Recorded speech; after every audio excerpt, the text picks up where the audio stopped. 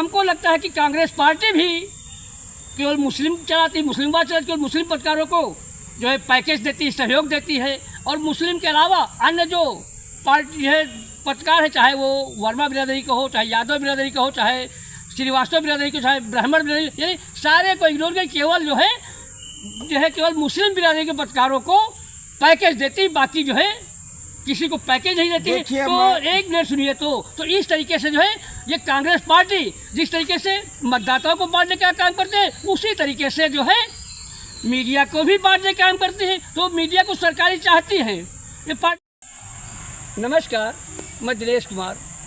जिस तरीके से उत्तर प्रदेश बाराबंकी सहित पूरे देश में लोकसभा चुनाव की सरगर्मियाँ बहुत जोरों पर हैं, तो उसी तरीके से बाराबंकी जनपद में 26 तारीख से लेकर के 3 तारीख तक नामांकन प्रक्रिया चली। करीब 18 प्रत्याशियों ने अपना नामांकन किया, और जांच के दौरान 4-5 में जो पर्चे निरस्त हुए, तो 5 प्रत्याशियों के पर्चे निरस्त हुए। आज की तारीख में कुल 13 प्रत्याशी मैदान में हैं। तो किस तरीके से चुनावी माहौल है, किस तरीके से चर्चा है आम जन में, तो हम बात करेंगे। हमारे साथ जुड़े हुए हैं जो पत्रकार हैं, जो काफ़ी अर्से से पत्रकारिता की लाइन में गांव देहात का सर्वे करते हैं, निरीक्षण करते हैं, सुनील कुमार रावत जी। हम इससे बात करेंगे कि चुनावी माहौल क्या है और किस तरीके से वोटरों से मिलते हैं और मतदाताओं का दिल की बात जब टटोलते हैं, तो क्या माहौल चल रहा है। तो सुनील कुमार जी बताइए कि आज की तारीख में जो बाराबंकी का चुनाव है, उसके साथ साथ उत्तर प्रदेश का और पूरे भारतवर्ष का चुनावी माहौल क्या लगता है आपको? देखिए, मैं सबसे पहले बात करना ये चाहूँगा कि सरकार चाहे जो आवे, चाहे जो बने, कोई पत्रकार की बात सरकार करना ही नहीं चाहती।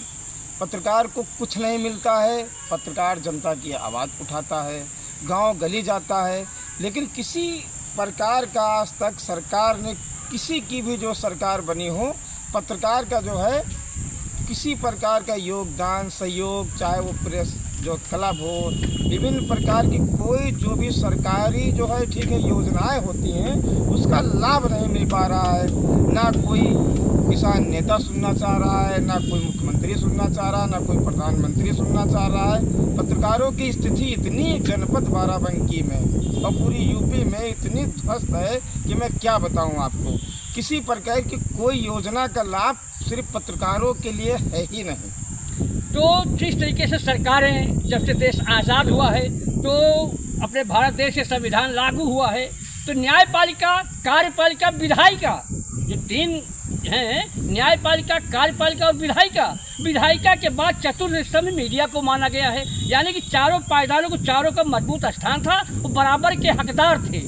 लेकिन आज मीडिया को जो है एकदम जिस तरीके से धरातल पर पीछे धकेला जा रहा है, धकेला काम किया जा रहा है, तो कहीं ना कहीं आप किसको दोषी देते? सरकारें दोषी हैं या हमारे मीडिया के बंधु भी दोषी हैं? और हम एक चीज़ और कहना चाहते हैं कि जिस तरीके से सरकारों में मीडिया की तो बात ही छोड़ दीजिए कि मीडिया तो किसी को भी अच्छी नहीं लगती है, लेकिन मीडिया के साथ साथ जो संस्थाएं हैं, जैसे ईडी हो, चाहे सीबीआई हो, चाहे आईटी हो, इनका भी दुरुपयोग सरकारें करती हैं। तो इसके बारे में और जो है अपने मीडिया बंधुओं को क्या दिशा निर्देश, क्या सलाह देना चाहते हैं, जिससे कि मीडिया का भी वर्चस्व और जो उनका रुतबा है वो कायम रहे? क्या सलाह देना चाहते हैं मीडिया बंधुओं के लिए? देखिए, कहीं ना कहीं हमारे पत्रकार साथी की कुछ कमियां आया जाया करती है। माहौल अब ये बन रहा है कि फेंको और झपटो, फेंको और झपटो। देखा जा रहा है कि कई पर्चे दाखिल हुए, व्यवस्थाएं हुई, ना मीडिया के लिए बैठने की व्यवस्था हुई, ना पानी की व्यवस्था हुई। इतनी भयानक गर्मी हो रही है, 2-2, 3-3, 4-4 घंटे मीडिया खड़ी रहती है। कहीं ना कहीं से जो भी अपने सीनियर पत्रकार या अपनी टीम या किसी का संगठन है, वो जब तक के एकजुट नहीं होंगे तो सरकार क्या करे? जब जान रहे फेंको और झपटो, तो यहाँ जनपद बाराबंकी का फेंकने और झपटने का मामला चल रहा है। क्या किया जाए? पत्रकार को क्या मिलता है? मात्र आश्वासन।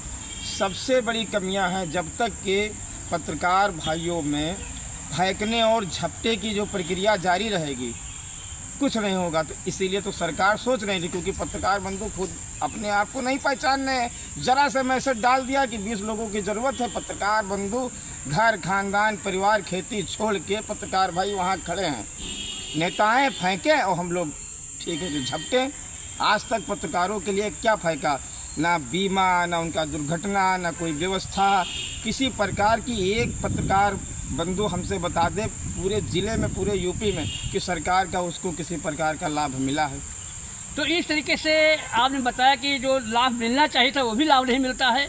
और यहाँ तक कि हमको देखने में आया, संज्ञान में आया है कि कुछ पार्टियाँ जैसे कांग्रेस पार्टी है तो मीडिया को भी बांटने का काम करती है।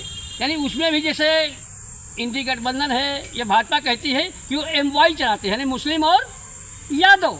तो हमको लगता है कि कांग्रेस पार्टी भी केवल मुस्लिम चलाती, मुस्लिमवाद चलाती, केवल मुस्लिम पत्रकारों को जो है पैकेज देती है, सहयोग देती है।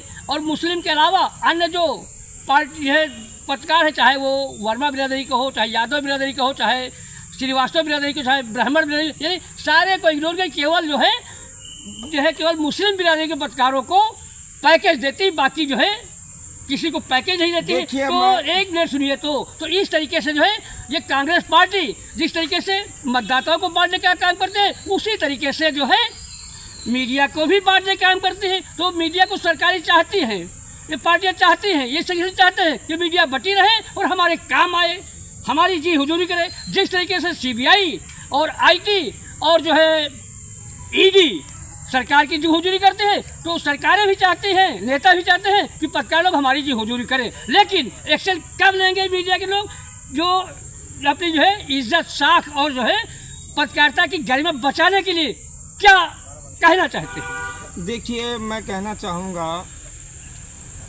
मैं किसी की जात और समाज की मैं बात नहीं करना चाहूँगा। देखिए, पत्रकारों में एकता ना रही है जनपद में और ना रहेगी। वो भेदभाव नेता नहीं कर रहे हैं, भेदभाव कर रही है जनपद बाराबंकी की मीडिया। कोई छोटा पत्रकार जाता है, उसकी खबर बनाता है, तो वो कुछ लोग जो अपने आप को सीनियर कहते हैं, वही सब लोग एक दूसरे का, जैसे क्या होता है बिच्छू अपने ही बच्चों को खाने का काम करती है। तो जब हमारी ही टीम, हमारा ही संग जाता है, उसकी खबर बनाता है, तो वो कुछ लोग जो अपने आप को सीनियर कहते हैं, वही सब लोग एक दूसरे का, जैसे क्या होता है बिच्छू अपने ही बच्चों को खाने का काम करती है। तो जब हमारी ही टीम, हमारा ही संगठन जब हम लोगों को खाने का काम करेगी तो नेता तो उसका लाभ लेंगे। तो इस तरीके से आपने बहुत बड़ी बात की कि जैसे नेता लोग एकजुट करते हैं, तो उसी तरीके से मीडिया के बंधुओं के लिए यही संदेश है इस खबर के माध्यम से, इस चैनल के, कि सब लोगों को जो है अपने सभी जो जूनियर और सीनियर हैं उनको मान सम्मान करें और एकजुट रहें। तभी इस जो है सरकार से जो आपस गलबहिया करती है और जो है घोटाले करती है, घोटालेबाज सरकारों से, और जो उनका अपना हक है, हुकूक है, जो उनको जो है एक मिलने चाहिए, जो है जो हक बनता है विज्ञापन का, तभी विज्ञापन मिलेगा पत्रकारों को और पत्रकारों को भला होगा। नहीं तो सरकारें और पार्टियां मीडिया को मिटाने का काम करती हैं। तो सभी पत्रकार बंधुओं से हम यही कहना चाहते हैं कि एक रहें, नेक रहें, स्वस्थ रहें, निरोग रहें। देखिए, विज्ञापन का तो एक बहाना हो गया, आश्वासन हो गया। किसने कितना बड़ा विज्ञापन दिया, विज्ञापन तो लोगों को पता ही नहीं चलता। पत्रकार क्या एक छोटे से सहयोग के लिए पूरा साल, पूरा महीना अपना परिवार नहीं चला सकते हैं।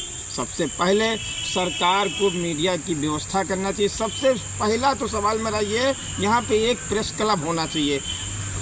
इतने संगठन पत्रकार एकता को लेकर जनपद में बने, ना किसी नेता ने आवाज़ उठाई, ना तो किसी के संगठन ने। जब पत्रकार भाई यहाँ एक प्रेस क्लब नहीं जनपद में बनवा पाए, तो निविदा और टेंडर और छोटे से विज्ञापन के लिए वो तो बातें ख़त्म कर दीजिए। मुझे नहीं लगता है, मैं 15 सालों से जो है, ठीक है वर्मा जी, मैं जो प्रिंट मीडिया में कार्य कर रहा हूँ, जो कि अखबार जनपद बाराबंकी में हर कोने में हमने भिजवाया, PDF नहीं अखबार भिजवाया, तो कुछ लोग मेरा नाम भी नहीं जानते हैं। तो कहीं ना कहीं से देखा जाए कि यहाँ जनपद बाराबंकी के जो सूचना विभाग कार्यालय अपना पत्रकार भाइयों के लिए बना है, कहीं ना कहीं से वहाँ से भी जो है विभिन्न प्रकार की कमियाँ हैं। तो ठीक है, इस तरीके से अपने पत्रकार बंधुओं को, अपने विभाग को, सूचना विभाग को भी और शासन प्रशासन को, नेताओं को भी सोचना चाहिए कि मीडिया की भी एक चतुर्थ स्तंभ है और उसको ध्यान दें। नमस्कार, मैं दिनेश कुमार।